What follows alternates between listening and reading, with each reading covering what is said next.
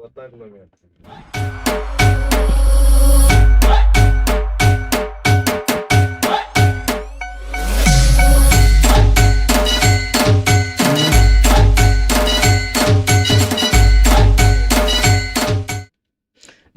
मी Trimbak keeper infinity स्पर्धा परीक्षा अकॅडमीच्या या लाईव्ह प्लॅटफॉर्मवर आपलं स्वागत. मित्रांनो, लक्षात राहू द्या, जलसंपदा विभागाअंतर्गत कालवा निरीक्षक ओके हा पेपर होणार आहे. या पेपर मध्ये आपल्याला कोणता घटक महत्त्वाचा आहे ओके, एक्झामचं स्ट्रक्चर काय आहे या संबंधीचं लेक्चर लक्षात ठेवा. इन्फिनिटी स्पर्धा परीक्षा अकॅडमीच्या YouTube चॅनलला मिळून जाईल. परंतु महत्त्वाचा आणखीन एक घटक म्हणजे आपण कुठल्या विषयाचा फोकस जास्त करायला पाहिजे, कोणता घटक महत्त्वाचा. एक्झामचं जर आपण स्ट्रक्चर बघितलं सेम आहे बघा. मराठी 25 क्वेश्चन लक्षात राहू द्या, 50 मार्क. इंग्रजी हे आपल्याला परीक्षेला महत्त्वाचं आधी स्ट्रक्चर माहित असावं, कुठलीही एक्झाम देताना त्या परीक्षेचं स्ट्रक्चर माहित असावं. याच्यानंतर इंग्रजीचे 25 क्वेश्चन लक्षात ठेवा, 50 मार्क्स. यानंतर जीके सामान्य ज्ञान सेम 25 क्वेश्चन 50 मार्क. यानंतर पुढचा महत्त्वाचा घटक आहे ज्या बघा लक्षात ठेवा, गणित बुद्धिमत्ता, ज्याला आपण म्हणतो बुद्धिमापन चाचणी ओके. लक्षात ठेवा काय बुद्धिमापन चाचणी ओके. याचे पण किती 25 क्वेश्चन आणि 50 मार्क. एकंदरीत हा 200 मार्काचा पॅटर्न आहे. या 200 पैकी आपल्याला जीके 25 क्वेश्चन 50 मार्काला हा डिसाइडिंग आहे, लक्षात ठेवा, निर्णायक आहे.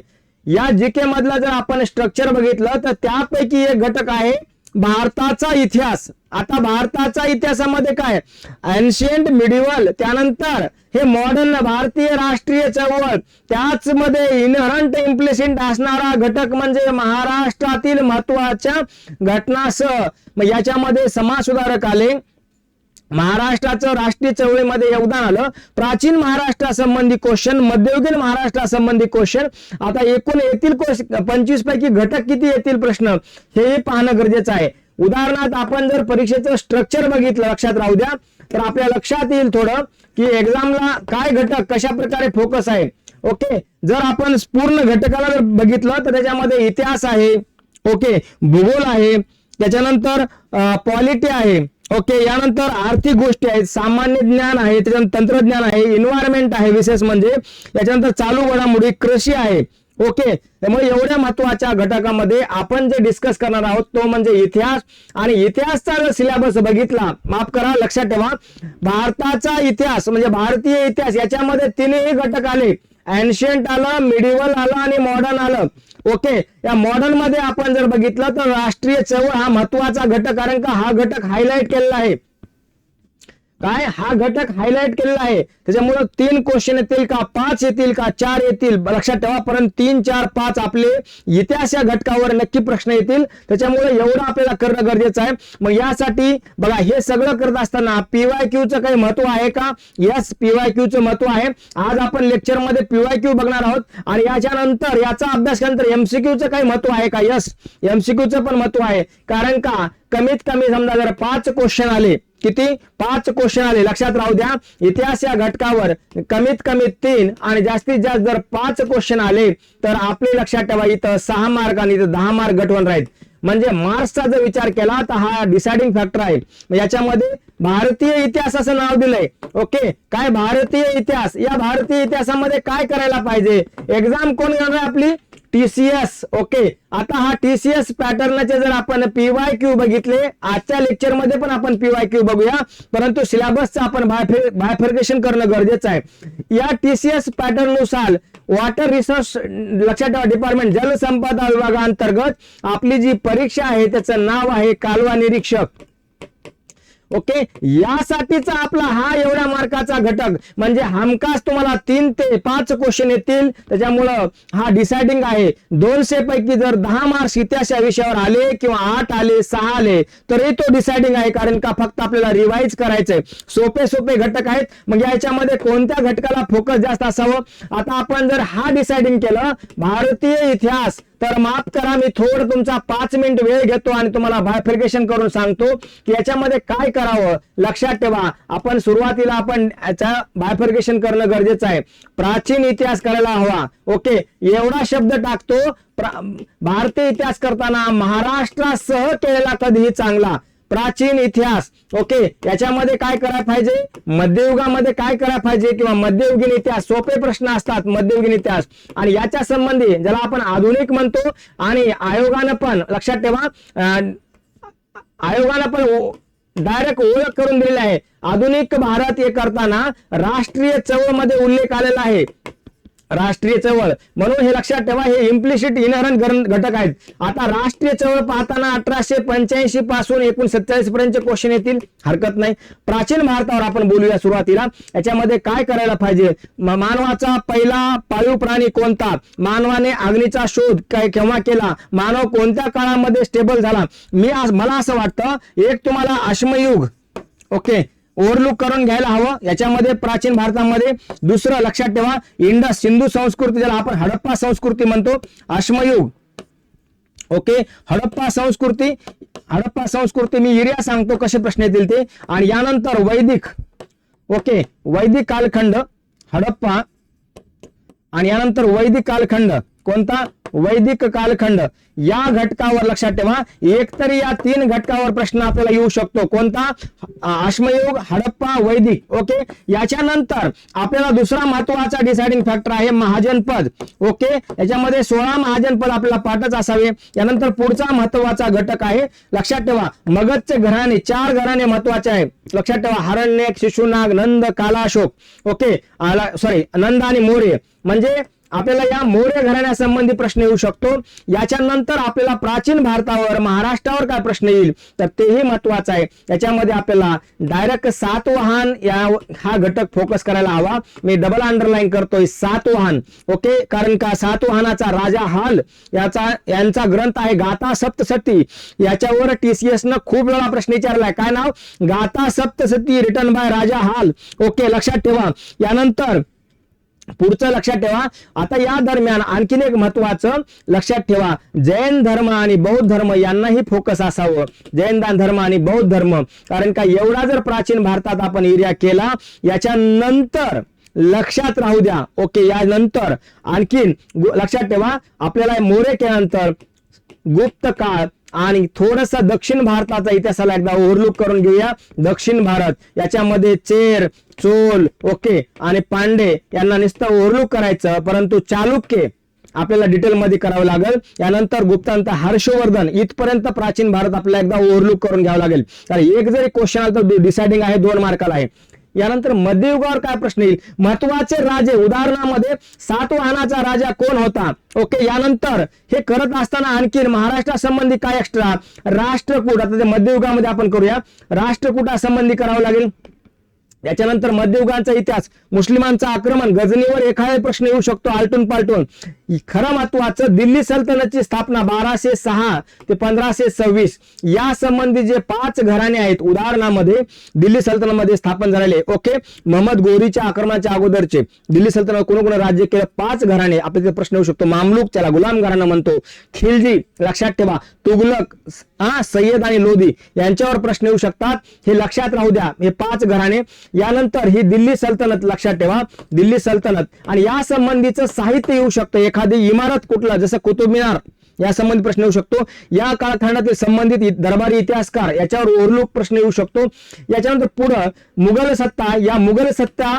ओके, आणि याच दरम्यान समकालीन महाराष्ट्रामधला यादव कालखंड, 1526 ला मुघल सत्ता, हे लक्षात ठेवा. ते 1707 पर्यंत आणि 1707 पासून 1857 पर्यंत लेटर मुघल, ही मुघल सत्ता. आणि याच दरम्यान लक्षात ठेवा यादव कालखंड, याच्यावर प्रश्न येऊ शकतो. यादव कालखंड लक्षात ठेवा. ओके, आणि या दोन्ही मधला महत्वाचा घटक म्हणजे कला. कलेमध्ये अजिंठा, वेरूळ, पितरखोळा, लक्षात ठेवा ह्याच्यावर प्रश्न येऊ शकतो. एलिफंटा केव, नाशिक प्रशस्ती, कारले भांजे याच्यावरही प्रश्न येऊ शकतो.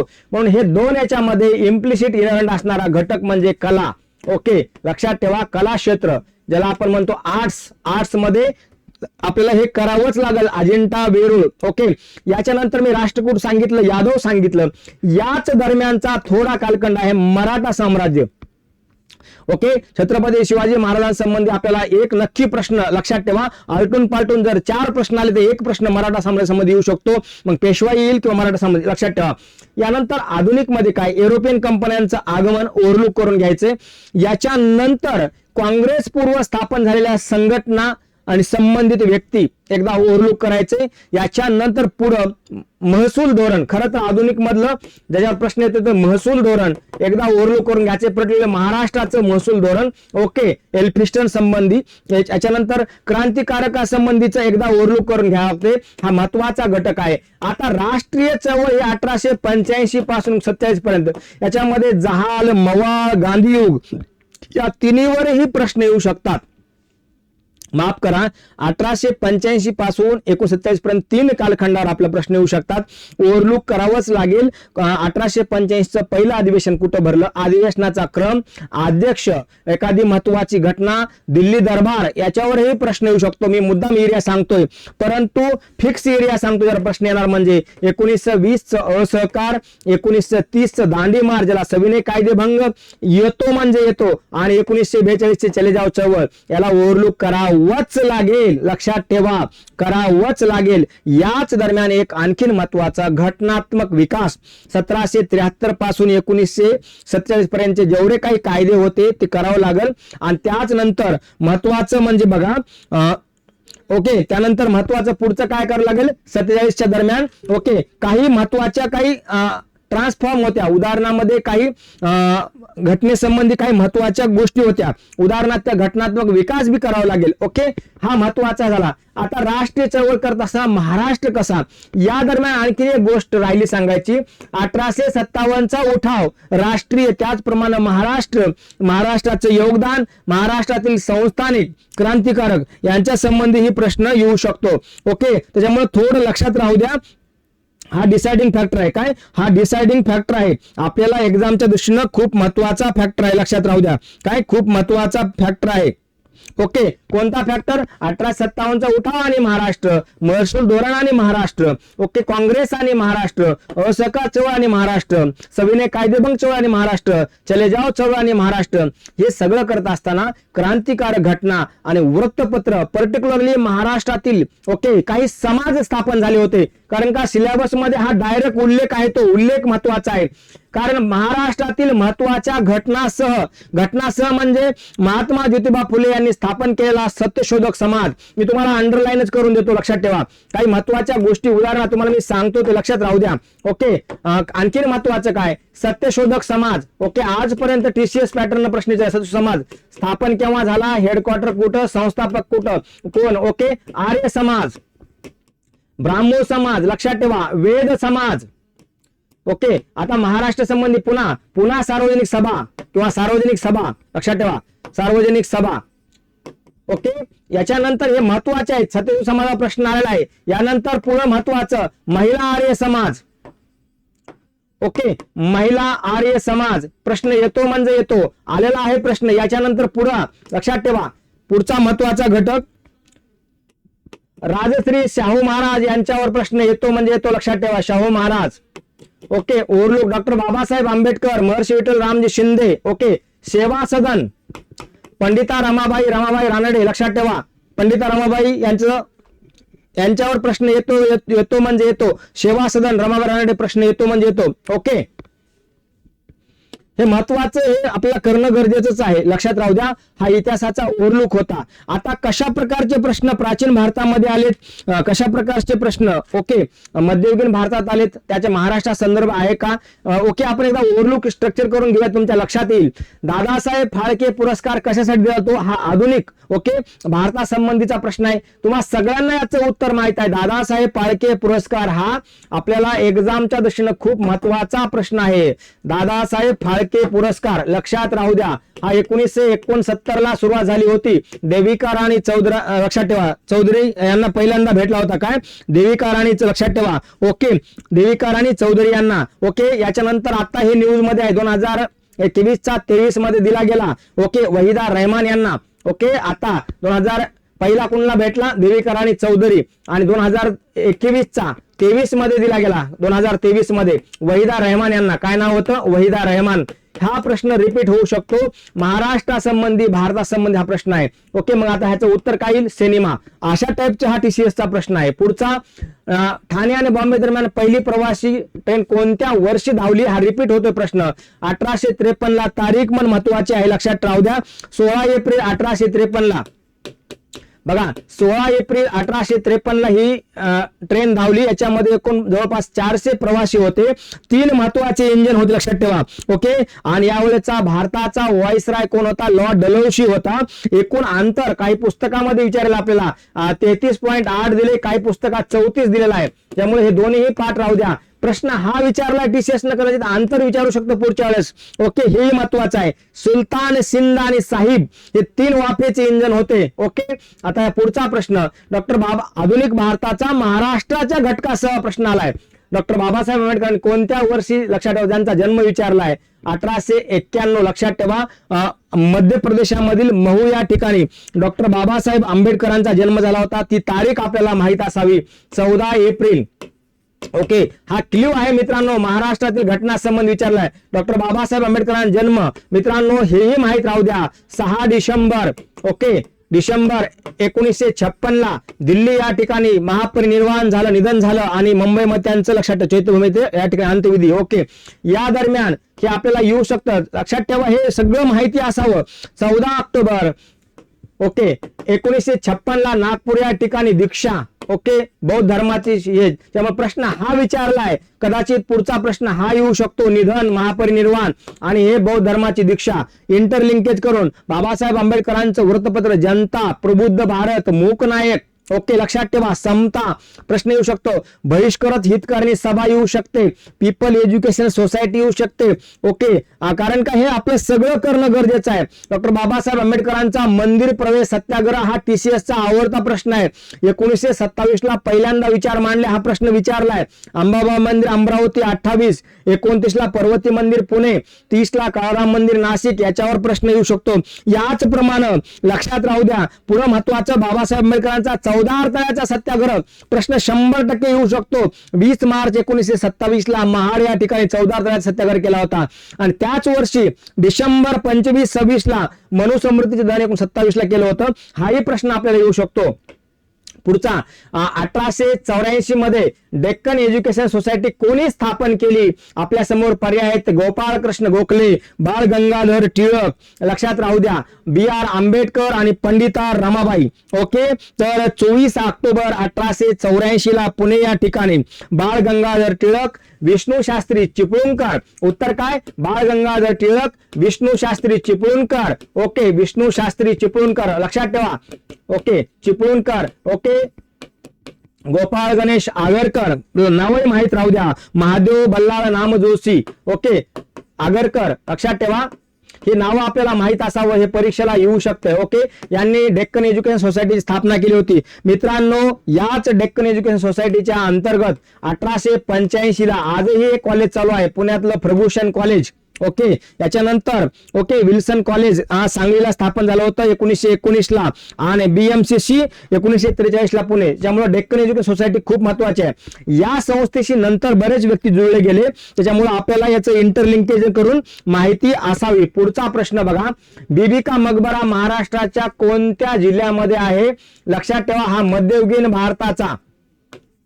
मध्ययुगीन भारतासंबंधीचा TCS ने विचारलेला प्रश्न आहे. मध्ययुगीन भारत महाराष्ट्राच्या घटनासह, लक्षात ठेवा, इंटरलिंकेज करून. बीबी का मकबरा हे काय होतं? लक्षात ठेवा, औरंगजेबाची पत्नी रबिया उद दौरा, ज्याला आपण लक्षात ठेवा ज्यांच्याविषयी. ओके, औरंगाबाद म्हणजे आजचं छत्रपती संभाजीनगर. ओके, छत्रपती संभाजीनगर या ठिकाणी. ओके, काय बीबी का मकबरा आहे? उत्तर बघा, लक्षात ठेवा. प्रश्न कसा विचारलाय? बीबी का मकबरा, काय नाव होतं त्यांच्या पत्नीचं? दिलरास बानो बेगम किंवा रबिया उद दौरानी. ओके, दिलरास बानो बेगम, दिलरास बानो बेगम. ओके, हे औरंगजेबाच्या पत्नीचं नाव होतं. त्यांना रबिया उद दौरानी पण म्हणतात, रबिया उद दौरानी. ओके, यांच्या स्मरणार्थ ताजमहलची रिप्लिका बनवण्याचं काम छत्रपती संभाजीनगर मध्ये औरंगजेबाचा पुत्र, लक्षात ठेवा, काय नाव होतं? हे परीक्षेला येऊ शकतं. औरंगजेबाचा पुत्र आजमशाह. कुणा? आजमशहानं आपल्या, लक्षात ठेवा, आई. ओके, आजमशाह. ओके, आझमशाह औरंगजेबाचा पुत्र होता. यांनी काय केलं, ताजमहलची रेप्लिका बनवण्याचं काम छत्रपती संभाजीनगर मध्ये केलं. यावेळेचा जो आर्किटेक्ट शिल्पकार होता आत-उल्ला होता. कोण होता, आत-उल्ला, लक्षात ठेवा. परंतु बनवाय गेले ताजमहल, पूर्ण फिसकून गेला. परंतु आपल्याला हा मध्ययुगीन भारताचा महाराष्ट्र संबंधीचा TCS विचारला प्रश्न. कोणत्या लढाईत शिवाजी महाराजांनी अफजल खानाचा पराभव केला? लक्षात ठेवा, आपण याला वध म्हणा, अफजल खानाचा वध. ओके, लक्षात राहू द्या. 1659 ला प्रतापगडाची लढाई, बॅटल ऑफ प्रतापगड. प्रतापगडाच्या लढाईमध्ये लक्षात ठेवा कुणा, छत्रपती शिवाजी महाराजांनी ओके अफजल खानाचा, कुठला होता अफजल खान, बिजापूरचा. ओके, बिजापूरच्या अफजल खानाचा लक्षात ठेवा वध केला. लक्षात राहू द्या, प्रतापगडाच्या पायथ्याशी ओके अफजल खान बिजापूरहून येताना तुळजापूरचं लक्षात ठेवा भवानी मंदिर, पंढरपूरचं विठोबा मंदिरची विटंबना केली गेली. ओके, यानंतर महाराज लक्षात ठेवा, महाराज काय केले, महाराजांनी राजगडावर होते पण प्रतापगडाला गेले आणि प्रतापगडाच्या पायथ्याशी शेवटी वकिलाच्या मार्फत भेट ठरली. आपण तो सगळा तुम्हाला किस्सा आठवत असेल, होता जीवा म्हणून वाटला शिवा. ओके, या संबंधीचा. याच्यानंतर पुढचा प्रश्न, भारतीय राष्ट्रीय चित्रपट संग्रहालयाचं मुख्य कार्यालय कुठं आहे? आपल्या समोर प्रश्न, भारतीय चित्रपट संग्रहालय याचं मुख्य कार्यालय कुठं आहे? एकदम प्रश्न सोपा आहे, लक्षात ठेवा. 1964 ला हे स्थापन झालं होतं आणि याचं ठिकाण आहे पुणे या ठिकाणी. ओके, याच्यानंतर पुढचा प्रश्न, खालीलपैकी कोणत्या लेण्यामध्ये तुम्हाला बोधिसत्वाचं शिल्प सापडतं? मी म्हटलं होतं आपल्याला याच्यावर प्रश्न येऊ शकतो, तर याचं उत्तर आहे अजिंठा लेणी. बघा, इतिहासासंबंधीचा प्रश्न, मी अजिंठा, वेरूळ, एलिफंटा म्हणलं होतं, भीमबेटका. ओके, याच्यानंतर पुढचा, खालीलपैकी कोणता किल्ला शिवाजी महाराजांनी बांधला? सिंधुदुर्ग किल्ला. लक्षात ठेवा, थोडं इथं करेक्शन करा, शिवाजी महाराजांनी. ओके, खालीलपैकी कोणता समुद्र किल्ला किंवा सागरी किल्ला? समुद्र किल्ला करा या प्रश्नाला किंवा सागरी किल्ला. ओके, सागरी किल्ला शिवाजी महाराजांनी बांधला. तर आता उत्तर येईल याचं आपलं सिंधुदुर्ग हा किल्ला. काय नाव येईल? सिंधुदुर्ग हा किल्ला महाराजांनी 25 नोव्हेंबर ओके 1664 ला हा सिंधुदुर्ग किल्ला, त्यावेळेचे त्यांचे, आपण ज्याला इंजिनियर म्हणतो आजच्या भाषेमध्ये, किल्ल्याचे आर्किटेक्ट होते हिरोजी इंदोरकर यांच्या नेतृत्वाखाली. ओके, काय उद्देश होता? परकीय आक्रमण म्हणजे युरोपियन कंपन्या, उदाहरण डच, फ्रेंच, ब्रिटिश, ओके पोर्तुगाज, त्याचप्रमाणे सिद्धी, ओके याचा बंदोबस्त करण्यासाठी. ठीक आहे. याच्यानंतर पुढचा बघा, प्रश्न सोपे आहेत, संपूर्ण महाराष्ट्रावर वर्चस्व प्रस्थापित करणाऱ्या. मी थोडं वापस येतो. हा सागरी किल्ला बांधला, परंतु लक्षात राहू द्या छत्रपती शिवाजी महाराजांनी ओके भुईकोट किल्ला हा प्रतापगड पण बांधला होता. त्याच्यामुळे सागरी किल्ल्याचं उत्तर सिंधुदुर्ग येईल आणि हाही किल्ला महाराजांनी बांधला पण हा जमिनीवरचा किल्ला होता. ओके, कधी बांधला? ऍक्च्युली हा किल्ला 1656 मध्ये बांधला होता. कोणता? प्रतापगड. हा जमिनीवरचा आणि तो सागरी मधला किल्ला होता. संपूर्ण महाराष्ट्रावर वर्चस्व प्रस्थापित करणाऱ्या 1818च्या तिसऱ्या ब्रिटिश मराठा, ज्याला अँग्लो मराठा वार म्हणतात आपण त्याला, अँग्लो मराठा युद्ध किती होतं? तिसरं होतं, लक्षात ठेवा. ओके, ब्रिटिशांनी कोणाचा पराभव केला? बाजीराव द्वितीय यांचा पराभव केला. कारण का याच्यासाठी आपल्याला क्रोनॉलॉजी माहित असावी. बाळाजी विश्वनाथ फर्स्ट, बाजीराव, लक्षात ठेवा, बाळाजी विश्वनाथ फर्स्ट, लक्षात ठेवा, बाळाजी विश्वनाथ पहिले पेशवे होते. आपल्याला बाजीराव फर्स्ट दुसरे, बाजीराव तिसरे. याच्यानंतर इथं प्रश्न येऊ शकतो, लक्षात ठेवा. प्रश्न बाळाजी विश्वनाथ नंतर बाजीराव फर्स्ट यांच्यावर किंवा बाजीराव प्रथम यांच्यावर 100% प्रश्न येऊ शकतो. ओके, दिल्लीचे तख्त किंवा दक्षिणेमध्ये विस्तार, माळवामध्ये विस्तार, विंध्यापर्यंत विस्तार. याच्यामुळं 1818 विचारले. शिवाजी महाराजांचा कालखंड हा 1630 ते 1680 आहे. त्याच्यामुळे हा उत्तर पर्याय कटला. संभाजी राजांचा कालखंड, कारण का 1689 ला महाराजांची हत्या झाली होती. शाहूजी भोसले यांचा हाही कालखंड कटतो, कारण का 1749 ला शाहू भोसले यांचं निधन झालं होतं. त्यामुळे हा बाजीराव फर्स्ट, कारण का हा शेवटचा पेशवा होता. ओके, याच्यानंतर पुढचा प्रश्न, पाचवे किंग जॉर्ज व राणी मेरी यांनी 1911च्या भारत भेटीसाठी आपल्या अपोलो बंदरावर कोणत्या वास निर्मिती करणे? म्हणजे जॉर्ज पंचम कोण होता? ब्रिटनचा राजा होता जॉर्ज पंचम. ओके, आणि त्यांची पत्नी काय नाव होतं? राणी मेरी. ओके, यांच्या स्वागतासाठी मुंबईच्या समुद्र किनारी आजही ताजमहल हॉटेलच्या समोर, लक्षात ठेवा, कोणतं इमारत वास्तू बांधली? तर नाव होतं गेटवे ऑफ इंडिया, लक्षात ठेवा. ओके, ऍक्च्युली हे भारतामध्ये जेव्हा आले तेव्हा तिसरे दिल्ली दरबार होते. तिसरे दिल्ली दरबार। इतिहासामध्ये एकूण 3 वेळा दिल्ली दरबार भरले, लक्षात ठेवा। हे तिसरे दिल्ली दरबार आपल्याला पण महत्वाचं आहे। पहिली महत्वाची घटना म्हणजे 1905च्या बंगालची फाळणी इथं रद्द केली, ओके, रद्द केली फाळणी। दुसरं म्हणजे राजधानी कोलकात्यावरून दिल्लीला ट्रान्सफर केली। हे दोन्ही प्रश्न आपल्याला येऊ शकतात, ओके। यानंतर पुढचा एनिलेशन ऑफ कास्ट हे पुस्तक कोण लिहिलं मित्रांनो? मी आता म्हणलं होतं डॉक्टर बाबासाहेब आंबेडकरांचं आहे, जाती निर्मूलनाचा सिद्धांत, ओके, जाती निर्मूलना संबंधीचं पुस्तक आहे। पुढे महत्वाचं हुजूर साहेबा गुरुद्वारा महाराष्ट्रात कुठे आहे? कले संबंधीचा प्रश्न आहे, हुजूर साहेब, लक्षात ठेवा। हुजूर साहेब गुरुद्वारा महाराष्ट्रात कुठे आहे? बघा, उस्मानाबाद मध्ये, धाराशिव, लातूर, परभणी आणि नांदेड। तर याचं उत्तर आहे नांदेड। शीख धर्माचे, लक्षात ठेवा, 10वे गुरु गुरु गोविंद सिंग यांची हत्या, ओके, नांदेड या ठिकाणी, ओके। याच्यामुळे हे महत्वाचं, त्या बघा आपल्याला हे सगळं माहित असावं। महाराष्ट्रासंबंधित प्रश्न आहेत, प्रश्न काही अवघड नाहीत, फक्त आपल्याला हे माहित असावं, ओके। आता खरं तर शीख धर्माचे 5 तख्त आहेत, त्यापैकी हे 5वं तख्त, लक्षात ठेवा। अगोदर कुठं? अमृतसर, आनंद, ओके, पटना, तलवंडी आणि हे नांदेडचं हुजूर साहेब, लक्षात ठेवा, ओके। महाराजा रणजित सिंहानी कोणता? हा हुजूर साहेब गुरुद्वारा बांधला, महाराजा रणजित सिंह, ओके। याच्यानंतर पुढचा महत्वाचा प्रश्न, पोर्तुगीजाकडून हुंडा म्हणून ब्रिटिशांनी कोणते भारतीय शहर मिळवलं? तर त्याचं उत्तर आहे बॉम्बे शहर। ऍक्च्युली आता हे देश आपला, क्षेत्र आपले, शहर आपली, हुंडा घेणारा ब्रिटिश, देणारा पोर्तुगीज, अरे काय चाललंय, लक्षात ठेवा। परंतु आता हा इतिहास आहे, नाईलाज आहे, लक्षात ठेवा, कारण का आपण त्यांचे गुलाम होतो, ओके। खरं तर बॉम्बे हे पोर्तुगीजांनी, लक्षात ठेवा, गुजरातचा सुलतान, लक्षात ठेवा, बहादूर शाह कडून घेतलं होतं, कोणी? पोर्तुगीजांनी, ओके। याच्यानंतर 1661 मध्ये पोर्तुगीजांची एक कन्या होती, लक्षात ठेवा, कॅथरीन ब्रेग्जा, आणि यांचा विवाह ब्रिटिश राजा चार्ल्स द्वितीय यांच्याशी झाला होता, म्हणून 1661 मध्ये हे हुंड्यात देण्यात आलं होतं। काय? हुंड्यामध्ये देण्यात आलं। आणि पुन्हा ब्रिटनचा जो राजा होता, काय ना, चार्ल्स द्वितीय यांनी काय केलं? 1668 ला हे ईस्ट इंडिया कंपनीला 10 वर्ष तत्वावर भाड्याने दिलं, ओके। आणि पुन्हा काय केलं ईस्ट इंडिया कंपनीनं? 1668 नंतर हे महत्वाचं म्हणजे पूर्वी हेडक्वार्टर त्यांचं काय होतं?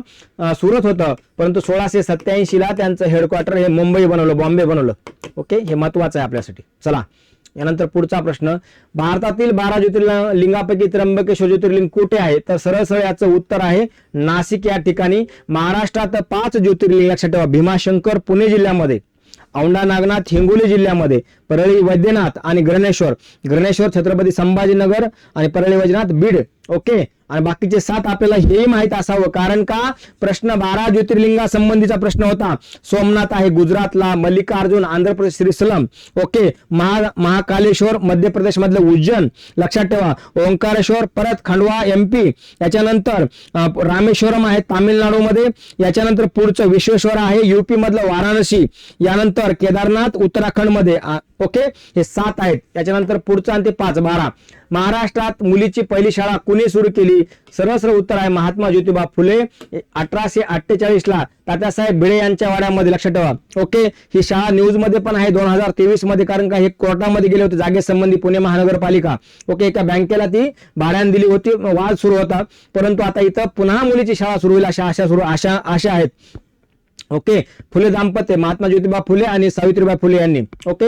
ही पहिली मुलीची शाळा होती, नंतर रास्ता पेठेमध्ये दुसरी, ओके। पुढं खालीलपैकी कोण भारताचे लोहपुरुष? लक्षात ठेवा, याला प्रश्न असा येतो, भारताचे बिस्मार्क कोण? ऍडिशन आताच माहिती करून घ्या। तर याचं उत्तर आहे सरदार वल्लभभाई पटेल, लक्षात ठेवा। जसं हा बिस्मार्क जर्मनीचा होता, त्याने एकीकरण केलं होतं जर्मनीचं बिस्मार्कने, तसं सरदार पटेल यांच्या नेतृत्वाखाली भारतामधले अनेक संस्थान, म्हणजे पर्टिक्युलरली संस्थान भारत विलय झाला आणि आपला हा भारत सध्या असणारा तयार निर्माण झाला। प्रवासी भारतीय दिवस खूप महत्वाचा आहे। गांधीजी जेव्हा 9 जानेवारीला, लक्षात ठेवा, 1915 ला आफ्रिकेमधून भारतात आले, हा दिवस 9 जानेवारी हा दिवस प्रवासी भारतीय दिवस म्हणून साजरा केला जातो, लक्षात राहू द्या, ओके। आजच्या घडीला हे महत्वाचं काय, जगामध्ये भारतीय डायस्पोरा म्हणजे भारतीय मूळ असणारे, कामासाठी गेलेले, स्थायी झाले असे अनेक लोक आहेत, म्हणून प्रवासी भारतीय दिवस हाही अशा प्रकारचा प्रश्न। संगमेश्वर म्हणून जाणल्या जाणाऱ्या कोणत्या मंदिरामध्ये औरंगजेबाद्वारे संभाजींना अटक करण्यात आलं? हे लक्षात ठेवा, ओके। याचं उत्तर आहे तुळापूर। संभाजी महाराजांसंबंधीचा हा मध्ययुगीन भारताच्या महाराष्ट्राचा संबंध प्रश्न आहे। डॉक्टर BR आंबेडकर द्वारा स्थापित वृत्तपत्र नाही. मूक नायक, मराठा, समता आणि प्रबुद्ध भारत. मित्रांनो हे मराठा नाही, कारण का मराठा हे वृत्तपत्र 2 जानेवारी 1881 ला लोकमान्य टिळकांनी सुरू केलं होतं. हे इंग्रजी भाषेमधलं होतं, इंग्रजी.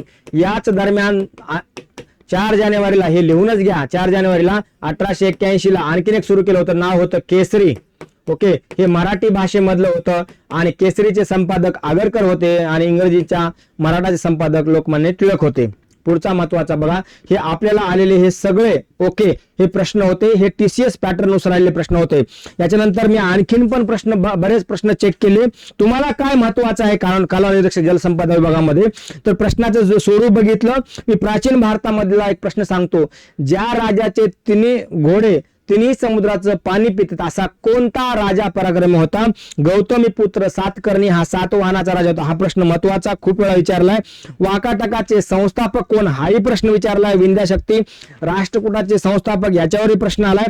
पुन्हा असा प्रश्न आलाय, मराठी भाषा आणि साहित्याचा सुवर्ण काळ कोणता? मी आता म्हणलो होतो यादव काळ. हाही महत्वाचा प्रश्न आलाय. कोणता काळ? यादव काळ, लक्षात ठेवा. त्याच्यानंतर कर्नाटक संगीता संबंधी प्रश्न आलाय. याच्यानंतर पुढचा महत्वाचा चालुक्या संबंधीचा प्रश्न आलाय. त्याच्यामुळं WRD या एक्झाम साठीचा हा महत्वाचा प्रश्न आहे. कळालं का तुम्हाला? हे अशा प्रकारचे TCS पॅटर्न नुसार आलेले हे प्रश्न आहेत. तर मित्रांनो हा एक्झामला कशा प्रकारे आपण फेस करू शकतो, कोणते प्रश्न महत्वाचे आहेत, आणि आपण जर सिलेबस बघितला, एकंदरीत एक्झामचं स्ट्रक्चर बघितलं, TCSचं PYQ बघितले, तर सगळ्या गोष्टी महत्वाच्या आहेत. तुम्हाला काय करायचंय लक्षात ठेवा.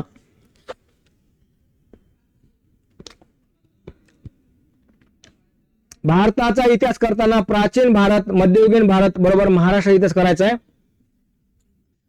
आधुनिक भारत इतिहास करताना राष्ट्रीय चळवळ, त्यात महाराष्ट्राचे महत्वाचे घटक करायचे, PYQ बघायचे. आणि आपल्याकडे जर PYQ नसतील तर इन्फिनिटी स्पर्धा परीक्षा अकॅडमीचं लक्षात ठेवा, YouTube चॅनल जॉईन करा. आम्ही त्याच्यावर PYQ ची सिरीज घेतलेला आहे. त्याचप्रमाणे आमचं पुस्तक पण आलेलं आहे. त्या पुस्तकाचा पण तुम्ही नक्की फायदा करून घ्या. काय नाव आहे एक्झामचं? WRD कालवा निरीक्षक. घाबरायची गरज नाही. जलसंपदा विभागाअंतर्गत जेवढे काही घटक आहेत, मराठी, इंग्रजी, सामान्य ज्ञान आणि गणित बुद्धिमत्ता, आपण बुद्धिमापन म्हणतो, या सगळ्या घटकाची तयारी इन्फिनिटी स्पर्धा परीक्षा अकॅडमी या अकॅडमीमध्ये करून घेतली जाते. काही शंका असतील तर लक्षात ठेवा, या आपण भेट करा, आमचं ऍप डाउनलोड करा, युट्यूबचं चॅनल सबस्क्राईब करा आणि नोटिफिकेशनसाठी टेलिग्राम चॅनल जॉईन करा. पुन्हा भेटूया TCS पॅटर्न मधले IMP घटक घेऊन येतोय. Thank you so much.